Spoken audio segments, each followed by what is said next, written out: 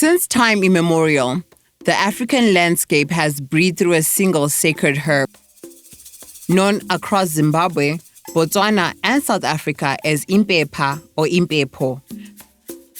This sacred African sage is the smoke of our memory. It is more than a plant. It is a spiritual bridge extensively used to alert the ancestral world that their descendants are speaking.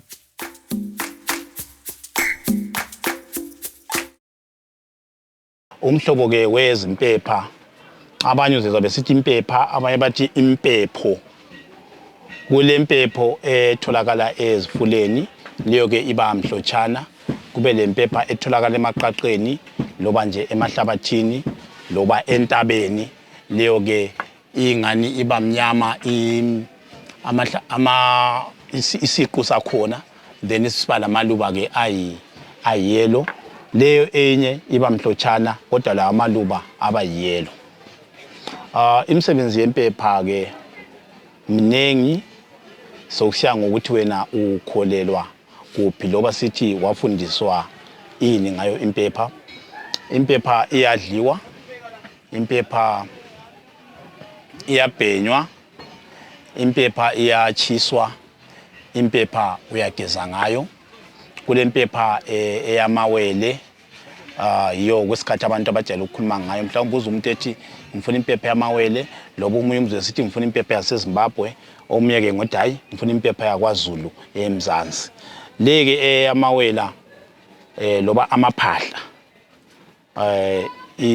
isetshenziswa yiwo kakhulu amaphahla abanye ngizwe besithi lamafusi so ke le bayisebenzisa bayibhema abanye bayinathiswa abanye bageza ngayo abanye iyachiswa bese bekhothamela kuyo njengalokhu ake sithi chisiwe lapha bese ngikhothamela ke lapha intuthu leyana yehlisa ulaka oluba semaweleni impepha ke abanye sicela ngayo indlela yokukhulumisana labaphansi ucela ubika okuhle loba uthetha ngithemba abantu bakuzwisa uma uthetha uyabusenzani uyayichisa ukukhulumayo ucela izindlela zakho ukuthi zibe zinhle abanye nxa bechaya amathambo senyanenzelele khathesi abanye nxa bechaya amathambo iyabe isitsha lapha impepha omunye ma ephahla ekhuluma labakibo impepha iyabe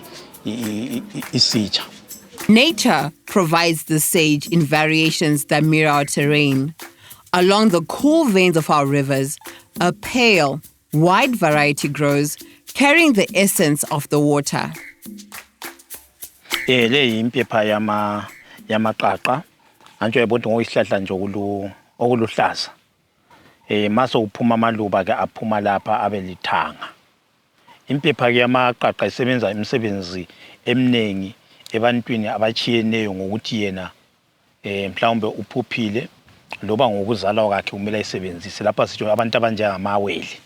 Okay. Obuyeleyo andi kule impepha isindebele. Impepho isiZulu. Yes, ngabona ngale goli vele bathi ngifuna awunchiseli impepho. Ngisake nyemsamo ngiyochisa impepho. Ndiyabona egoli yabe ngani igoqiwe yaba inyanda. Yabe inyanda. Yabe igoqiwe so yaba inyanda nje. Yathandela bayithandela. Hayi kuhle baba. Lapha eZimbabwe ngikwazi eGwera eMatopo yizibe izindawo. eGweru ngizokuthola kule mpepha ebase emfuleni lapha yona le iseqaqeni esingathi thina nje eMathebeleni South uyayibona lapha ilanda kakhulu amaqaqa so sizothola kule mpepha yamanzi kule mpepha eyamaqaqeni kule mpepha yentaba lama uyitholi ngekho entabeni yabese ehlabathini nje. How we use these gifts is a tapestry of individual tradition. Some burn the dried leaves to carry the prayers upwards, while others steam with it to purify the breath and body. It can be smoked, bathed in, or even consumed as a medicinal tea.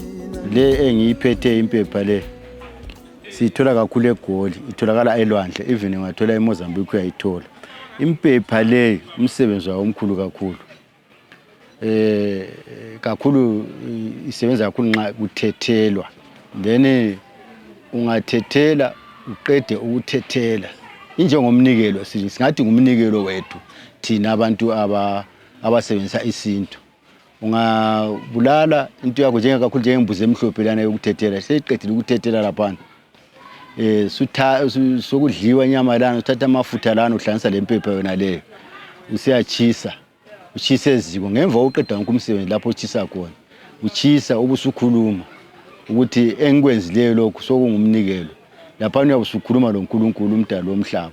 Kube sokubuya futhi nxa umuntu olawula amadlozi esesizwa sethukuthele ngoba idlozi nxa lifika usaliza ngokuthukuthela. Uyezwa khathesi ukuthi hayi umoya wami ayiseyiwo lo engujayeleyo. Sokulolutho oluseceleni kwami. Sethatha ke seyibhema. Ngemva kokubhema umoya lwana uyehla. La nxa usufika kuye usufika ngendlela efaneleyo ngobana uyabe udonse ngendlela efaneleyo ngendlela umoya owasuka emhlabeni usazi ngempepha. Yiwo umsebenzi omkhulu wempepha esilawo. There is a specialized wisdom kept for twins and the Amafusi, the children who follow them. It is observed that during the full moon, the spirits of twins can become as turbulent as the tides. Mina ngingugogo uMaphiri ngisebenzela eMkambo weMakhokho. Ukusebenza kwempepha kunengi. Abanye impepha leyi siyayinatha.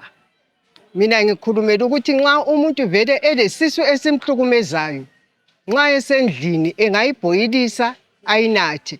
Nxa kuyikuthi kakho endlini engayihlafuna nxa elayo. Impepha mina ngokwami ngikwazi lokuthi nxa indlebe isingasafuni ukuzwa uyayibhoyilisa uyifaka ukhalumela ubuthela endlebeni. Impepha ichiyene njobana ngapha eGoli ikhona eGoli abayibiza bethi impepho. Njobana mina ngithe ngugogo uMaphiri kithi impepho siyibiza sithi yini ngumoya. So umoya lawo uyakhuluma, impepho iyakhuluma.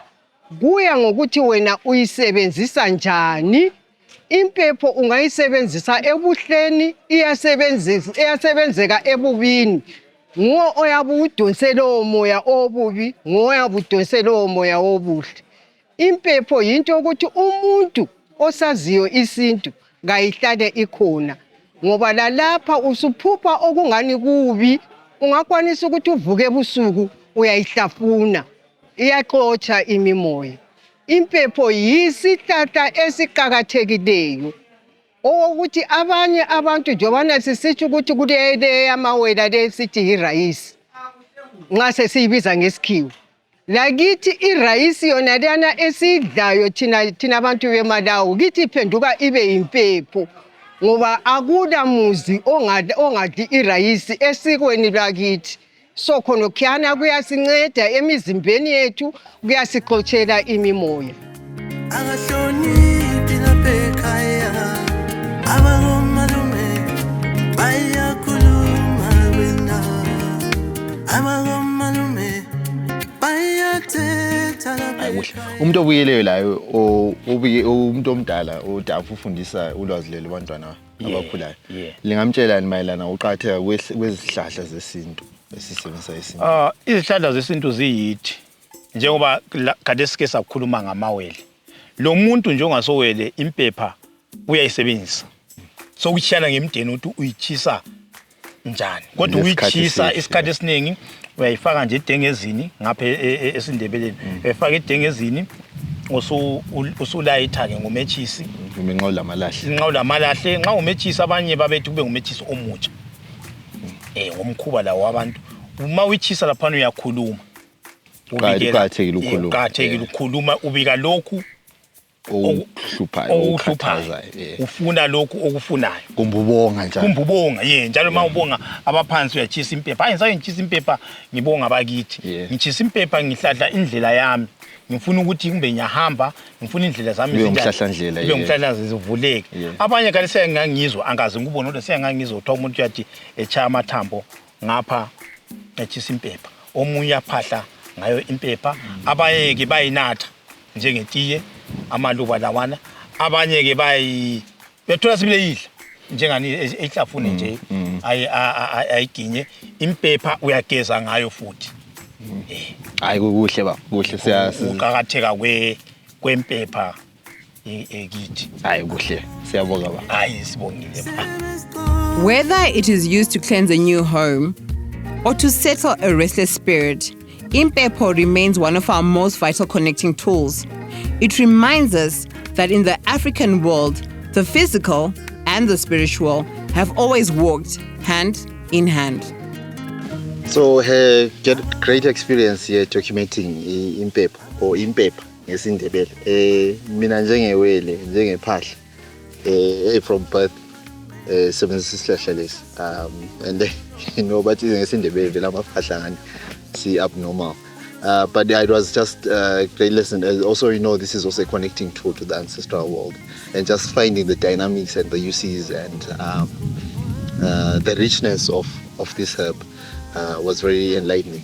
So Tanubongo Babu Chabango and also where we shot and also Mkambo, getting the perspectives of Ukoko and also understanding where it comes from and also the different places, the geographical uses of impepho. So tell me in the comment section below any information that you know about this herb, about this tree and how you use it, or if you know anyone, and we just add to the database of this rich history. But Ntando Bonga, thank you for watching. Don't forget to subscribe. My name is Prince Masham. Remember, keep the love, keep the wood. Chokos.